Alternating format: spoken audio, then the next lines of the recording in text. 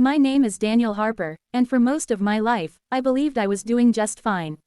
I had a stable job in a small accounting firm in Cedar Falls, a quiet apartment, and a rhythm of routines that carried me forward without much thought.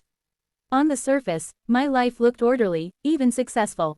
But beneath the quiet confidence was a heaviness I seldom acknowledged. It wasn't sadness exactly, it was the constant feeling of being unfulfilled, like I was moving without truly living. I just didn't know how to articulate that emptiness until one afternoon changed everything. It began with a phone call from my aunt, Margaret Lowell. Aunt Margaret wasn't just any relative, she was the gentle presence in our family who remembered birthdays, sent handwritten notes, and showed up to school plays even when no one else could. She lived alone in a modest bungalow on the edge of town, her garden always bright with flowers she nurtured as lovingly as she did people. "Daniel," she said over the phone, her voice warm as ever, "why don't you come over for dinner tonight? I made too much soup again." I almost declined automatically. Work had been exhausting, and I was ready to sink into the couch and disappear into another ordinary evening. But something in her voice felt different, tender, almost like an unspoken request. So I said yes. By early evening, I stood at her front door, watching the soft glow from the window as shadows danced across lace curtains. When she opened the door, wearing the familiar pastel sweater and welcoming smile, I felt something relax inside me. Dinner was cozy and easy. We talked about trivial things at first: weather, the tomatoes growing stubbornly in her backyard, and the neighbor's new puppy. But midway through her soup, she paused, folded her napkin carefully, and looked at me with the kind of sincerity that made the room feel suddenly quieter. "Daniel," she said slowly, "can I ask you something?" "Of course," I replied. She leaned forward gently. "How is your life, really?" I was caught off guard. No one had asked me that question so directly before. Usually, conversations skimmed the surface: "How's work? Staying busy? Everything okay?" Those were questions designed to be answered with short reassurances like, "Good," or, "Fine." This was different. Her eyes searched mine gently, waiting for more than a simple response. I opened my mouth, ready to say, "Everything's good," but the words didn't come. Instead, silence filled the room. My chest felt tight as I realized I didn't actually know how to answer. She waited, kind and patient. "I don't know," I said, my voice cracking just a little. "I think I'm okay. I mean, nothing's wrong exactly. But I wake up, go to work, come home, and repeat. It feels like I'm standing still while life keeps moving." Margaret nodded thoughtfully. "That sounds heavy," she said gently. "Have you been carrying that alone?" I shrugged. I guess I never thought about bringing it up.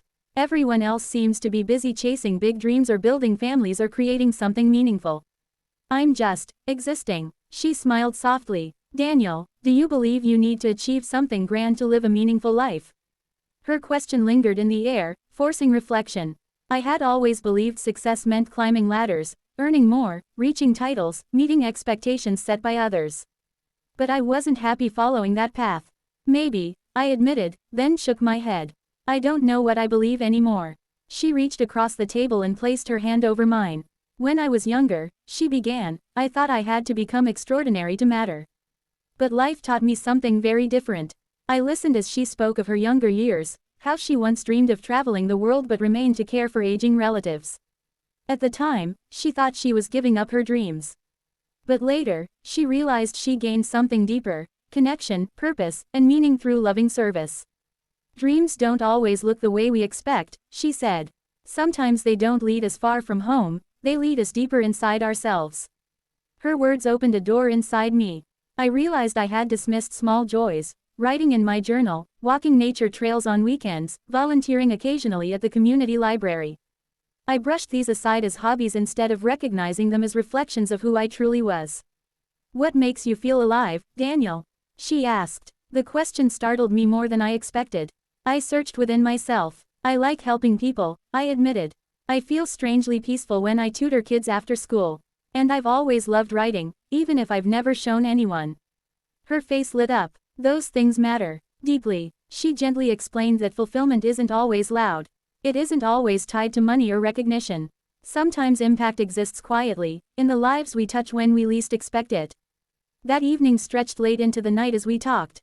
I opened up about feeling invisible at work, my hesitation to pursue dreams, and the fear of disappointing others by veering off traditional paths.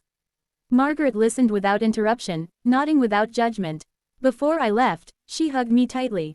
"Promise me you'll stop shrinking your life into something small just to feel safe," she whispered. "You're meant to grow." Driving home, her words replayed in my head.